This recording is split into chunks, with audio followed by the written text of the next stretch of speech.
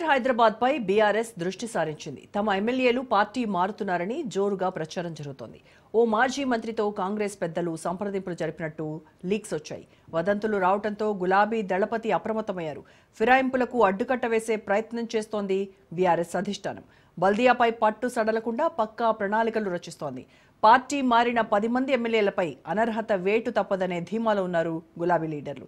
దీంతో పార్టీ మారే ఆలోచన ఉన్న ఎమ్మెల్యేలు కూడా డైలమాలో పడుతున్నారు. ఇక గ్రేటర్ హైదరాబాద్లో పట్టు నిలపడం కోసం జీహెచ్ఎంసీ మేయర్, డిప్యూటీ మేయర్పై అవిశ్వాసానికి సిద్ధమవుతోంది బీఆర్ఎస్.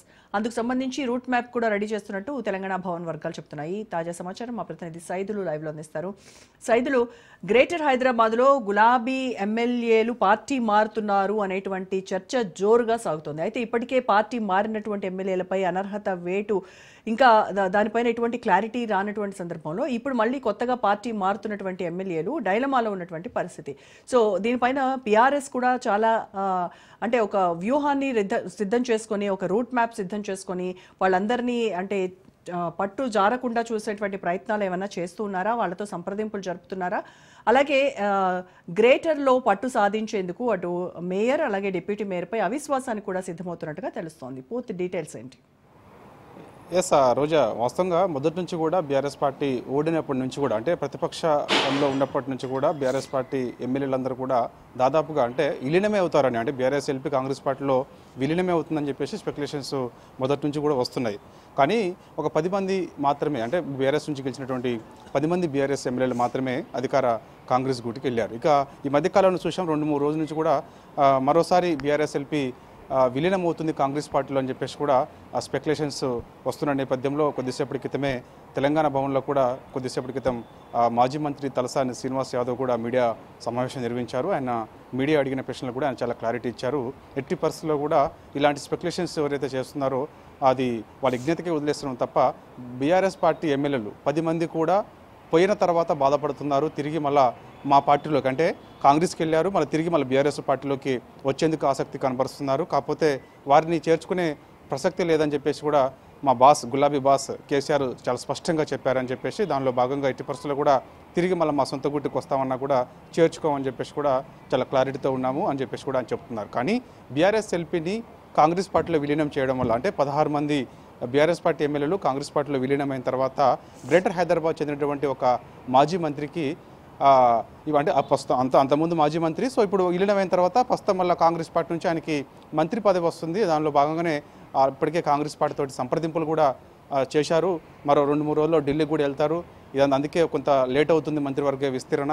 దానిలో భాగంగా అంటే గ్రేటర్ హైదరాబాద్ నుంచి కొంతమంది బీఆర్ఎస్ పార్టీ ఎమ్మెల్యేలు అధికార కాంగ్రెస్ గుడికి వస్తారు. వచ్చిన తర్వాత వాళ్ళకు కొంతమందికి ఇద్దరికి మరి అది ఎవరు అనేది తెలియదు, కానీ ఒక మాజీ మంత్రి సంప్రదింపులు జరిపినట్టుగా కూడా ఈ మధ్యకాలంలో 2-3 రోజుల నుంచి కూడా స్పెక్యులేషన్స్ వస్తున్నది మాత్రం వాస్తవం. కానీ దాన్ని తీవ్రంగా ఖండించారు మాజీ మంత్రి తలసాని శ్రీనివాస్ యాదవ్. దాంతోపాటుగా గతం నుంచి కూడా పార్టీ కూడా ఖండించి వస్తుంది. అంటే బీఆర్ఎస్ పార్టీ ఎమ్మెల్యేలు అధికార కాంగ్రెస్ కూటికి వెళ్తారని చెప్పేసి చాలా సందర్భంలో ఇట్లా వార్తలు వస్తున్నాయని చెప్పేసి అడిగినప్పుడు కూడా కేటీఆర్ దాన్ని ఖండించారు, మాజీ మంత్రి హరీష్ రావు ఖండించారు. ప్రస్తుతం ఉన్నటువంటి ఎమ్మెల్యేలు అందరూ కూడా దాన్ని ఖండిస్తూ వస్తున్నారు. పోయిన వాళ్ళే బాధపడుతున్నారు, ఇబ్బందులు పడుతున్నారు, ఏదో అభివృద్ధి కోసం వెళ్ళామంటున్నారు, కానీ అక్కడ అభివృద్ధి లేదు, ఏమీ లేదు. సో చాలా వాళ్ళే తిరిగి మన సొంత గుడికి వచ్చేందుకు ఆసక్తి చూపిస్తున్నారు. కాకపోతే చేర్చుకునే ప్రసక్తి లేదని చెప్పేసి కూడా చెప్తున్న సందర్భం కనిపిస్తుంది. సో ఏదేమైనా సరే ఇప్పటికే 10 మంది బీఆర్ఎస్ పార్టీ ఎమ్మెల్యేలు అధికార కాంగ్రెస్ గుడికి వెళ్ళారు కాబట్టి వారికి సంబంధించినటువంటి ఇప్పటికే అనర్హత వేటు వేయాలని చెప్పేసి అంటే స్పీకర్ని సంపాదించినప్పుడు స్పీకర్కి ఫిర్యాదు చేసినప్పుడు కొంత నిర్లక్ష్యం చేస్తున్నారని చెప్పేసి సుప్రీంకోర్టును కూడా ఆశ్రయించారు. ఆశ్రయించిన దాంట్లో 2 ఎమ్మెల్యేలు అంటే బీఆర్ఎస్ పార్టీ 2 ఎమ్మెల్యేలు పాడి కౌశిక్ రెడ్డి కానీ అదేవిధంగా కుత్బుల్లాపూర్ ఎమ్మెల్యే వివేకానంద గౌడ్ కానీ ఎస్ఎల్పీ పిటిషన్ దాఖలు చేశారు 3 పైన. అంటే భద్రాచలం నుంచి గెలిచినటువంటి తెల్ల వెంకట్రావు, అదేవిధంగా ఖైరతాబాద్ నుంచి గెలిచినటువంటి దానం నాగేందర్, అదేవిధంగా శేషన్ గన్పూర్ నుంచి గెలిచినటువంటి కడియం శ్రీహరి, ఇలా 3ని సంబంధించి కూడా ఎస్ఎల్పీ పిటిషన్ సుప్రీంకోర్టులో దాఖలు చేశారు. ఖచ్చితంగా వీరిపైన అనర్హత వేటు వేయాలని చెప్పేసి కూడా చెప్పారు. కాకపోతే మననే మనకి హియరింగ్ వచ్చింది, కాకపోతే తిరిగి మళ్ళీ 18వ తారీఖుకి వాయిదా పడింది కాబట్టి 18వ తారీఖులో ఏమి అక్కడ తీర్పు ఏ విధంగా రాబోతుందని కూడా కొంత ఉత్కంఠ ఆసక్తి కల్పించే అంశం వాస్తవంగా. ఇక మిగిలిన 7 ఎమ్మెల్యేలు ఎవరైతే ఉన్నారో వారిపైన కూడా రిట్ పిటిషన్ కేటీఆర్ దాఖలు చేశారు. సో ఇక ఓవరాల్గా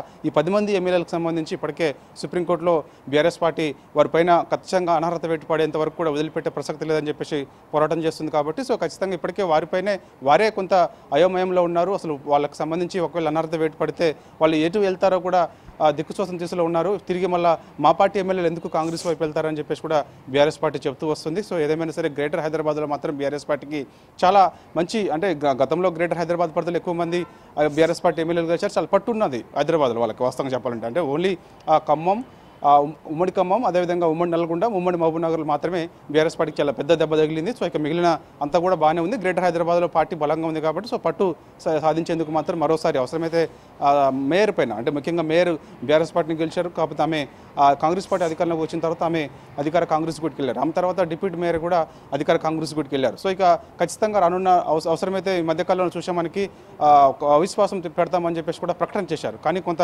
డిలే అవుతూ వస్తుంది. ఖచ్చితంగా రానున్న రోజుల్లో స్పష్టమైన మెజారిటీ ఉంటే మాత్రం అంటే మరి బీజేపీ సపోర్ట్ తీసుకుంటారో లేదో మనకే తెలియదు. కాకపోతే మళ్ళీ బీజేపీ సపోర్ట్ మాత్రం ఖచ్చితంగా అవసరం కూడా.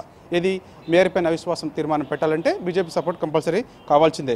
మరి సపోర్ట్ తీసుకుంటారా అని మనం ఇప్పుడు ఈరోజు జరిగినటువంటి మీడియా సమావేశంలో మాజీ మంత్రి తలసాని శ్రీనివాసన్ అడిగినప్పుడు ఈ ప్రశ్న ఆయన మాత్రం మేమైతే అడగం, కానీ ఒకవేళ బీజేపీ వస్తే మాత్రం ఖచ్చితంగా అయితే అవిశ్వాసానికి సిద్ధమవుతాం అని చెప్పేసి కూడా చెప్తున్నారు. మరి అడగంది మరి వాళ్ళు వస్తారా రారా తెలియదు, కానీ అవిశ్వాసం పెడతా అంటే వాళ్ళు వచ్చేందుకు సిద్ధంగా ఉన్నారు బీజేపీ మాత్రం అని చెప్పేసి కూడా చెప్తున్న పరిస్థితి కనిపిస్తుంది. సో ఏదేమైనా సరే గ్రేటర్ హైదరాబాద్లో మాత్రం బీఆర్ఎస్ పార్టీ పట్టు సాధించే విధంగా ఉన్నది. ఎందుకంటే గ్రేటర్ హైదరాబాద్లో చాలా పట్టున్నది కాబట్టి బీఆర్ఎస్ పార్టీకి. సో అవసరమైతే మేయర్ పైన డిప్యూటీ మేయర్ పైన అవిశ్వాస తీర్మానం పెడతామని చెప్పేసి కూడా చెప్తున్న పరిస్థితి కనిపిస్తుంది. ఎట్టి పరిస్థితుల్లో కూడా గ్రేటర్ హైదరాబాద్ ఎమ్మెల్యేలు ఎవరు కూడా అధికార కాంగ్రెస్ పార్టీకి వెళ్ళరు.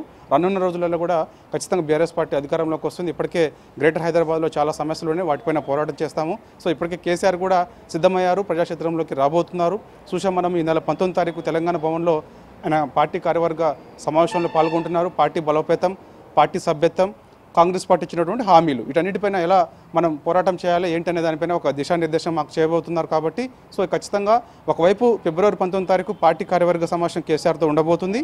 తర్వాత మళ్ళీ ఫిబ్రవరి చివరి వారంలో భారీ బహిరంగ సభ ఉండబోతుంది. ఇక మార్చి నుంచి ఖచ్చితంగా ప్రజాక్షేత్రంలో ఉంటాం.